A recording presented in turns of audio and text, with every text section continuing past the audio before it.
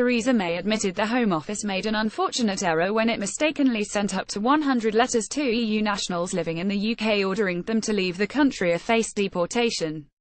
The Prime Minister was forced into the statement after it emerged that a Finnish academic working in London had highlighted the warning letter she had received, which told her to leave the UK or risk being detained. Although Eva Johanna Holmberg has lived in the UK with her British husband for most of the last decade, the correspondence from the Home Office said that if she did not leave the country of her own accord, the department would give directions for her removal.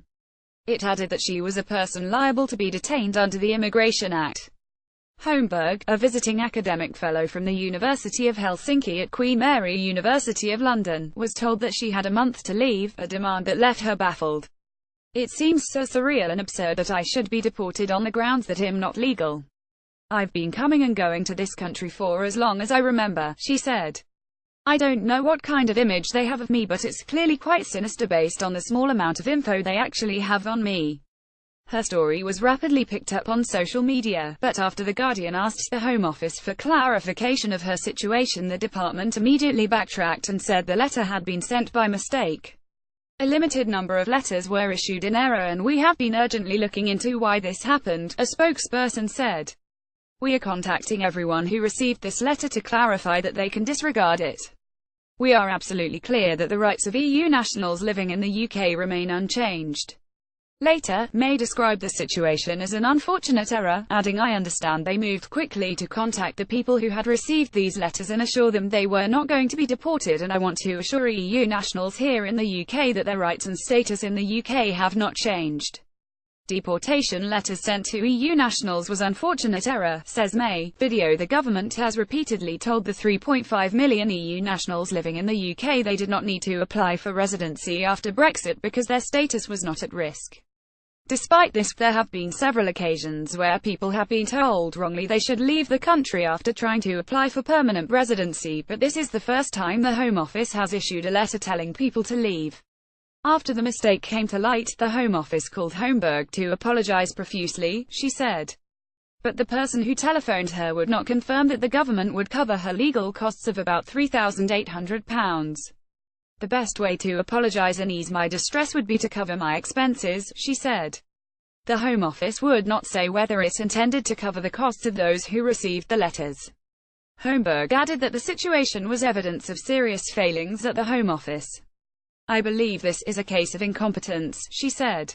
"They don't have enough resources to handle their application procedures and there is, so to speak, a fault inbuilt in the system." Yvette Cooper, the Labour chair of the Home Affairs Select Committee, said the error was disgraceful and would have caused anxiety and distress for the families affected. "We cannot afford for the Home Office to make mistakes like this," Cooper said. "Ministers will need to set out how many other errors have been made, and what is being done to remedy them. I am very concerned about the Home Office's capacity and capability to deal with changing arrangements for EU citizens. The Home Affairs Select Committee will be taking evidence on this when Parliament returns." Diane Abbott, the Shadow Home Secretary, said the error would no doubt cause a lot of anxiety. She said, "As this government is prone to U-turns, the only assurance worth anything to those affected is official documentation of their settled status." Holmberg had lived in the UK without complications for some time, but on the day May triggered Article 50 she applied for a qualified person certificate to confirm her right to remain in the UK for her own peace of mind, but her application was refused on the 29th of June because the University of Helsinki is not located in the UK, therefore you are not employed in the UK. Holmberg said, "I thought that it seems that they don't even know what's going on and that a new system is coming soon, so I thought I'll just wait until they sort themselves out and figure out what kind of documentation and proof is needed. So I spoke to my husband and friends and decided to just leave this, at least I don't have to leave the UK, it's okay. I realize that I probably shouldn't have done it because last Thursday I get this notice saying a decision has been taken to remove you from the UK." James McGrory, the executive director of the pro-EU lobby group Open Britain, said it's little wonder that many EU citizens feel worried about their future status in the UK when they hear of people with every right to be here getting letters threatening their deportation. Holmberg's MP, the Green Party co-leader Caroline Lucas, said the affair beggars belief. "Mistakes like this are simply not good enough," she said. The government is turning lives upside down by callously playing hardball over Brexit, and it needs to take its responsibilities far more seriously than seems to be happening at present. Queen Mary University of London decried the government's letter. Professor Simon Gaskell, QMUL's president and principal, said whilst it is clearly reassuring that the appalling position in which Dr. Eva Homburg was placed has now been resolved, we should be deeply concerned that such mistakes can be made, and, perhaps worse, that we live in times when they do not particularly surprise us. At QMUL, approximately 30% of academic staff come from overseas. The loss would do irreparable damage to the success in both teaching and research and international stature of their university. Homburg said the Brexit vote had come as a shock to her.